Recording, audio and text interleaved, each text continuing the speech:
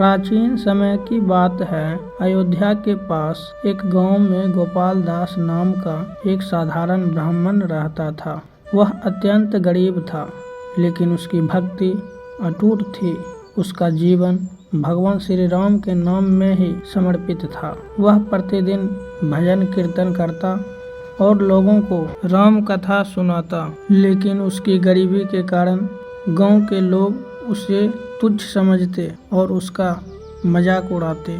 उसी गांव में एक धनवान व्यापारी सेठ धनीराम रहता था, जो भगवान का नाम तो लेता था, लेकिन अहंकार से भरा हुआ था। एक दिन उसने गोपाल दास को ताना मारते हुए कहा, राम का नाम लेने से अगर सब कुछ मिल जाता तो तू आज इतना गरीब क्यों है? गोपाल दास मुस्कुराए और बोले, राम जी की कृपा जब होगी तो सब कुछ मिल जाएगा। सेठ ने हंसते हुए चुनौती दी, अगर तेरे राम में शक्ति है तो कल सूर्योदय से पहले तेरे घर में इतना धन आएगा कि तुझे किसी के सामने हाथ फैलाने की जरूरत नहीं पड़ेगी। और गांव वाले भी यह बात सुनकर उत्सुक हो गए कि क्या सच में गोपाल दास का भाग्य बदल सकता है। उस रात गोपाल दास राम नाम का जाप करते हुए सो गए। उधर भगवान श्री राम ने अपने भक्त की भक्ति को देखकर हनुमान जी को आज्ञा दी कि वे उसकी परीक्षा समाप्त करें।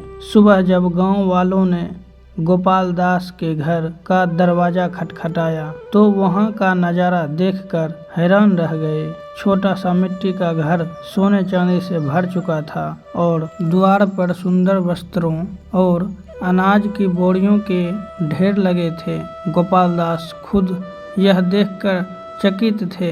अब सेठ धनीराम और गांव के सभी लोग गोपाल दास के चरणों में गिर गए और क्षमा मांगने लगे। सेठ ने कहा, मैंने तुम्हारी भक्ति का मजाक उड़ाया, लेकिन अब मुझे यकीन हो गया कि सच्चे हृदय से भगवान का स्मरण करने वाले भक्त को भगवान कभी अकेला नहीं छोड़ते। गोपाल दास ने विनम्रता से उत्तर दिया, धन और वैभव भगवान की ही देन है, लेकिन सच्ची भक्ति धन से भी बढ़कर होती है। जो सच्चे मन से भगवान का नाम लेते हैं उसे किसी भी चीज़ की कमी नहीं होती है। और अंततः हमें इस कहानी से यह शिक्षा मिलती है कि भगवान अपने भक्तों की परीक्षा जरूर लेते हैं, लेकिन अंत में उनकी रक्षा भी करते हैं। सच्ची भक्ति के आगे संसार का हर ऐश्वर्य तुच्छ है। जो व्यक्ति भगवान पर पूर्ण विश्वास करता है उसे कोई हिला नहीं सकता। श्री राम की भक्ति में जो रम जाता है वह कभी नहीं हारता।